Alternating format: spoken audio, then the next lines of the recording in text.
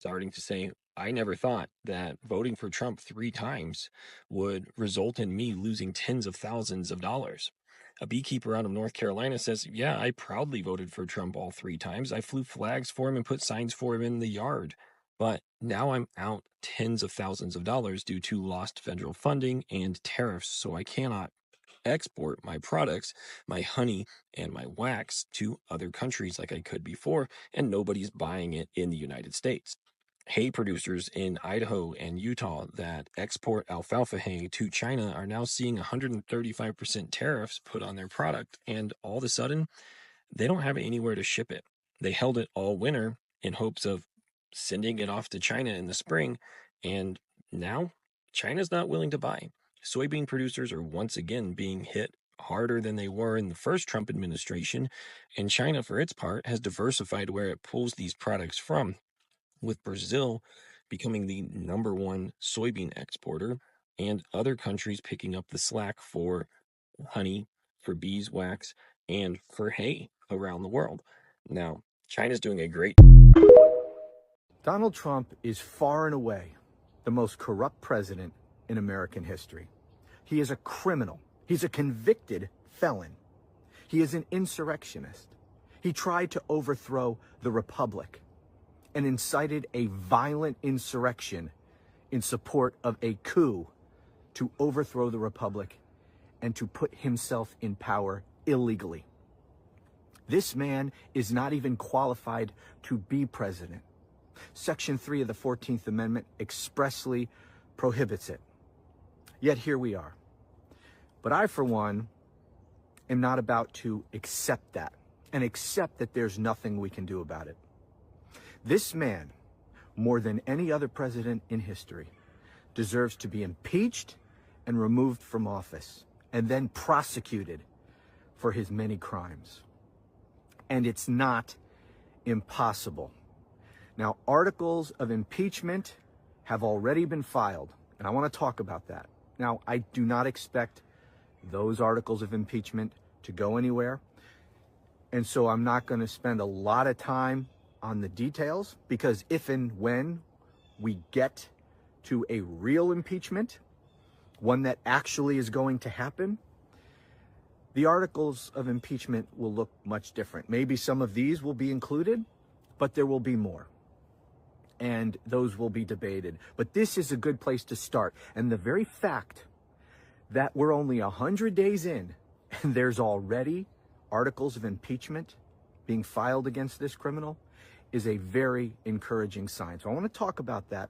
And then I have some comments for people who tell me all the time that this is just a pipe dream. It's impossible. Trump will never be impeached and removed from office. So stay tuned for those comments. Excuse my language, but to that I say fuck ICE and fuck the Trump administration.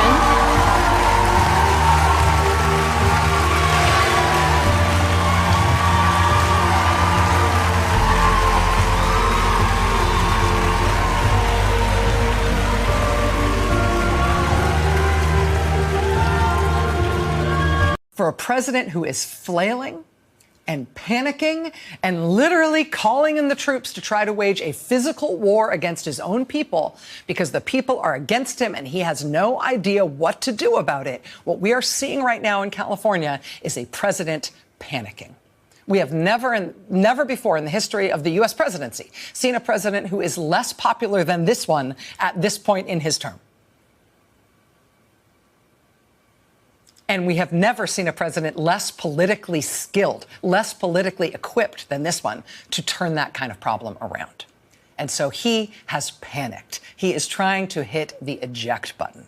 Somebody convinced this president that attacking immigrants would work for him politically. Somebody convinced him that the American people would be bloodthirsty about that we'd love it, that the crueler he was to immigrants, the more political capital he would accrue. Instead, what we are seeing is the opposite.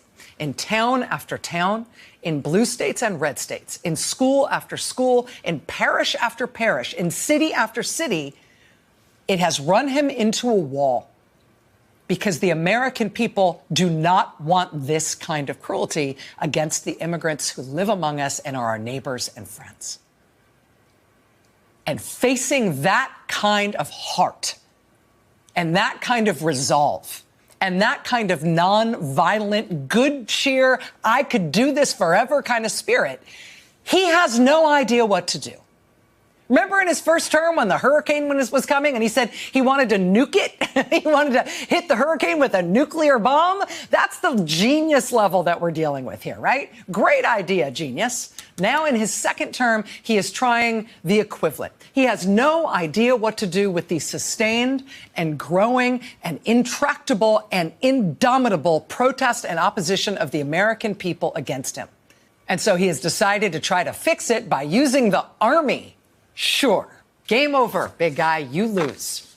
The movement against Trump is unstoppable, now more than ever. Hello, guys. Welcome to my channel. Please like, subscribe, drop your comments. I would like to know what you think about this video concerning faithful season farmer who voted for Donald Trump and now they are all regretting their votes. Please drop your comment on the comment section. We will always protect Medicare and Social Security for our great seniors with no cuts. And we will defend Medicaid for those great people that are in need. House Republicans are working to invest more money in Medicaid than we spend today. The only thing we're going to cut is the corruption and the crooks that take advantage of some of the illegal schemes. Yeah, hey, MAGA. The over 50% of Trump voters who are on Social Security, are you ready to, are you willing to bet everything on this man? That he's being truthful, when right there, you were just shown how he just lies. Everything he said about Medicaid and Medicare, he lied. He said what he needed to say to win the election. And then Project 2025 occupied the White House and has been running this country, making policy, carrying out Project 2025's agenda, and Medicaid and Medicare have been gutted, and you're going to see just how much Donald Trump lied. But now it's time for Social Security. You might be thinking, well, he's not going to touch Social Security. He just said it. He wasn't like lying about Medicaid and Medicare. He just, excuse, but he's not lying about Social Security. Well, he just nominated E.J. Antoni for the Bureau of Labor Statistics. Well, why does that matter? What does that have to do with Social Security? Well, E.J. Antoni is the lead economist, one of the biggest authors of Project 2025, and he's written a lot of financial explanations for why Social Security needs to be dissolved. He says it's a Ponzi scheme and it must be dissolved. It must be sunset. Well, so what? That's just his opinion. What does it have to do with his being nominated for Bureau of Labor Statistics? Well, that's because the numbers that are generated from the Bureau of Labor Statistics go to calculate how much your Social Security payments are going to be. So he's already planning to fudge the fucking numbers. So this economy that is a train wreck right in front of us, we're already experiencing it. He's going to make the economy look stellar so that Donald Trump and Republicans can win the midterms. Once they win the midterms, then comes the next phase of Project 2025. Getting rid of Social Security, and it'll start by these fudged numbers resulting in your Social Security payments being cut and then sunset. Yeah, are you willing to still hang on to every word this guy is saying just to own the libs? Are you truly ready to put your entire wallet, everything you're getting from Social Security, on the line and say you trust Project 2025, who is directing Donald Trump?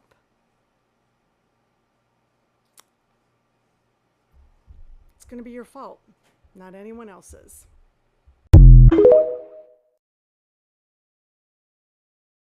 Listen to Michelle Obama totally destroy Donald Trump. She's really good at this.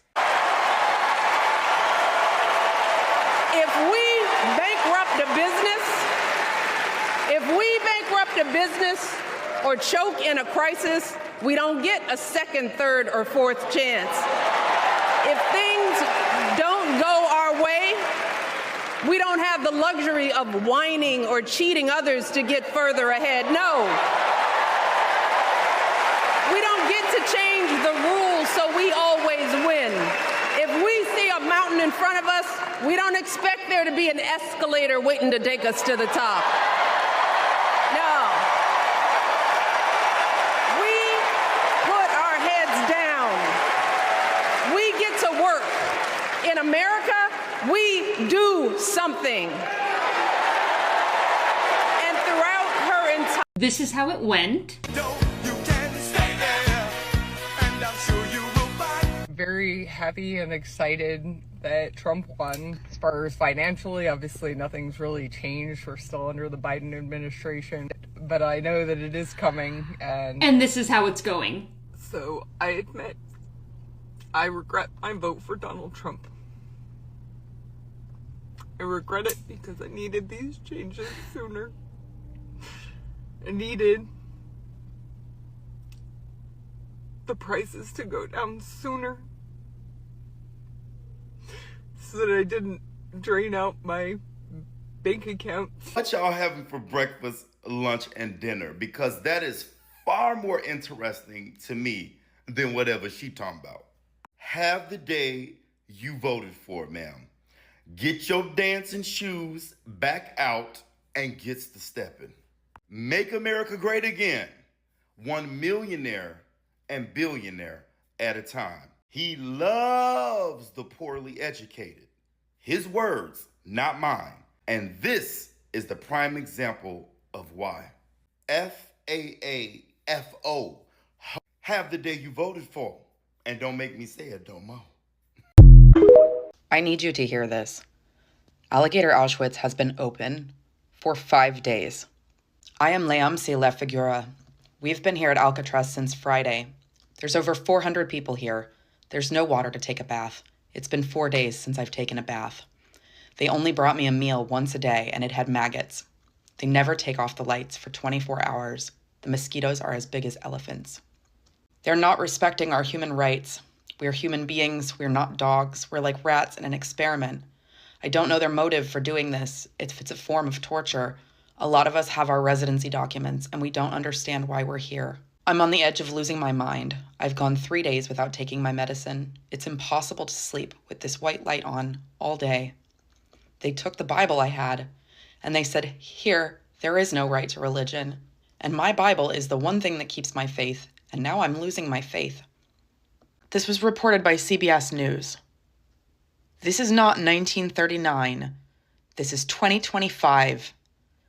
And we have people suffering torture in concentration camps on our land. What are we going to do about it? Many farmers who voted for Donald Trump are now facing big problems. When Trump promised to make America stronger, many farmers supported him, but they did not think about how his immigration rule will affect their farm. Most farmers in America depend on immigrant workers. These workers do the hard jobs that many Americans don't want, like planting, plucking crops, and working long hours in their field. Without them, farming cannot run properly. Because of Trump's deportation policy, many of these workers have been sent back to their country. Now, farmers are struggling. Crops are left in the fields with nobody to harvest them. Some farmers are losing money and markets have less food to sell. This is sad that many who voted for Trump now are hurt by his rule of his policy. They wanted to support him, but they did not realize that without immigrants, workers, their farm will not survive. This shows an important lesson. When leaders make big promises, people need to think carefully about how those promises will affect their own lives. I hope y'all don't get mad at me for this, but I regret my vote. And I know what you're going to say. Well, you didn't regret it when he was making fun of the disabled community. You didn't regret it when he was threatening the people of color and the black community. You didn't regret it when he was increasing hate crimes against the LGBTQI community? Or you didn't regret it when he was changing the narrative of who literally started a war? Or are you going to say I didn't regret it when he increased hate crimes in both of his terms? Or his ignorance during COVID that cost us thousands and thousands of lives? Or I didn't regret it when he bends over for Israel and Russia? Or I should have said something when there's literally a recording of him bragging about essaying women. Or I could have caught a clue maybe during the felonies, or the way he speaks about his daughter, or maybe just the way he talks about people in general. Like the way he talks about Democrats, that should have gave me a clue how he was going to treat people in general that did not bend over for him. But alas, I must admit, it wasn't until it finally hit that it could be my children that go to war that I decided I regretted my vote. That's how dumb some of y'all sound, just saying.